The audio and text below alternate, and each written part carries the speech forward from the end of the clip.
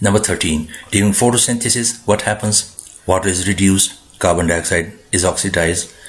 Carbon dioxide is reduced and water is oxidized. Both CO2 and water get reduced or both CO2 and water get oxidized. तो correct option है option B. Carbon dioxide is reduced and water is oxidized. ये reduction होती है dark reaction या Kelvin cycle में और ये oxidation होती है light reaction में.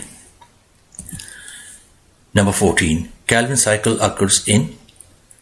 तो यहाँ पे जो ऑप्शंस दिए हुए हैं mesophyll cells of C3 plants and bundle sheath sales of C4 plants, ये करेक्ट ऑप्शन है.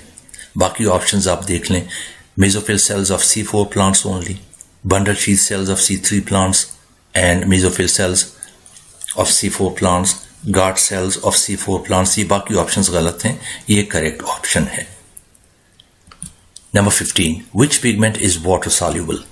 तो इन पिगमेंट्स में आप देखेंगे क्लोरोफिल, कैरोटीन और ज़ैंथोफिल ये फैट सॉल्युबल हैं, जबकि एंथोसायनिन्स ये वाटर सॉल्युबल हैं. और एंथोसायनिन आपको पहले भी बताया था मैंने कि ये प्लांट सेल वैक्यूल के अंदर होते हैं और मुख्तलिफ कलर्स के हो सकते हैं.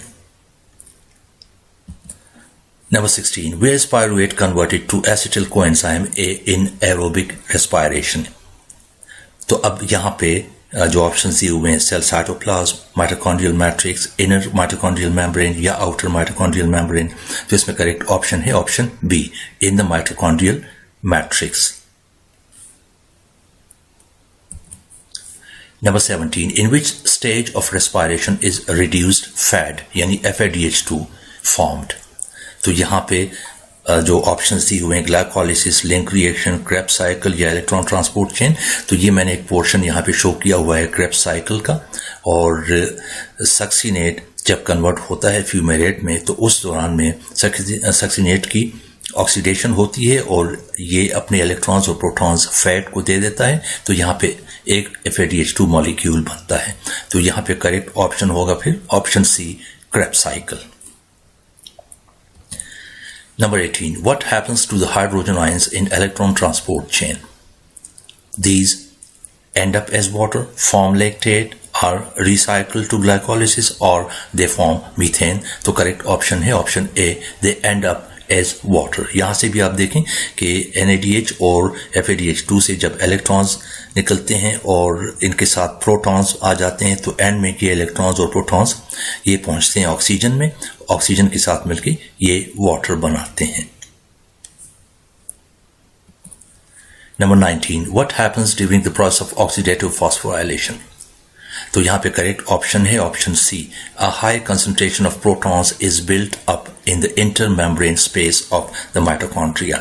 ये आप देखें यहाँ मैंने डायग्राम दिया हुआ है, ये एक माइटोकॉन्ड्रियन का इनर स्ट्रक्चर है, ये जो इसकी इनर मेम्ब्रेन है माइटोकॉन्ड्रियन की और ये आउटर मेम्ब्रेन है, दोनों के दरमियान ये स्पेस है, इंटर मेम्ब्रेन स्पेस है. और जब इलेक्ट्रॉन्स यहाँ से रिलीज होते हैं तो इस इलेक्ट्रॉन्स की मूवमेंट से जो हाइड्रोजन आयंस हैं वो बाहर की तरफ इस मेम्ब्रेन इंटर मेम्ब्रेन स्पेस में पुश होते हैं, यहाँ ये जमा होते रहते हैं. तो इस तरह एक प्रोटॉन ग्रेडियंट जो है वो इस्टेब्लिश हो जाता है ये इनर स्पेस के दरमियान और यहाँ पे माइटोकॉन्ड्रियल मैट्रिक्स के दरमियान. तो करेक्ट ऑप्शन है option C. Number 20, how many decarboxylation reactions are required to convert citrate to oxaloacetate in one Krebs cycle? In one Krebs cycle. तो आप देखें कि यहाँ पे जब एसिटिल कोएंजाइम ए एंटर हो जाता है तो इस दौरान में आप देखें कि दो जगहों पे कार्बन डाइऑक्साइड वो रिलीज होती है. जब आइसोसिट्रेट चेंज होता है अल्फा कीटोग्लूटारेट में और जब अल्फा कीटोग्लूटारेट चेंज होता है सक्सिनाइल को एंजाइम ए में, तो यहाँ पे दो कार्बन डाइऑक्साइड मॉलिक्यूल्स रिलीज होते हैं. तो करेक्ट ऑप्शन है option B. Number 21, which stage of respiration requires the input of energy as ATP? तो अब जो ऑप्शन दिए हुए हैं glycolysis, link reaction, Krebs cycle, electron transport chain, इसमें करेक्ट ऑप्शन है ऑप्शन ए, जिसमें कि एटीपी की जरूरत पड़ती है.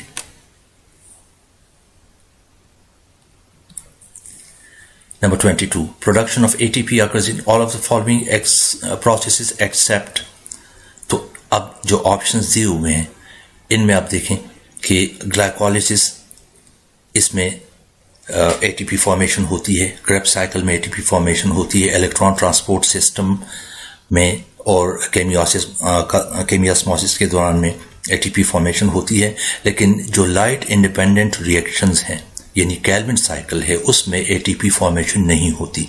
तो करेक्ट ऑप्शन है option D. Number 23, which of the following occurs in both fermentation and aerobic respiration, cellular respiration? तो इसका करेक्ट ऑप्शन होगा option D. ATP is synthesized from ADP and inorganic phosphate। ये करेक्ट ऑप्शन है।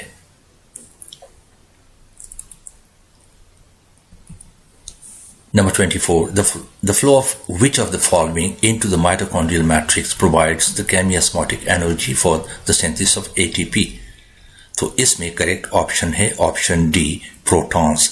जो इससे पहले एक एमसीक्यू में आपको मैंने बताया कि माइटोकॉन्ड्रिया में इनर मेम्ब्रेन और जो इंटर मेम्ब्रेन स्पेस है उसके दरमियान प्रोटॉन्स जो है वो मूव होते हैं।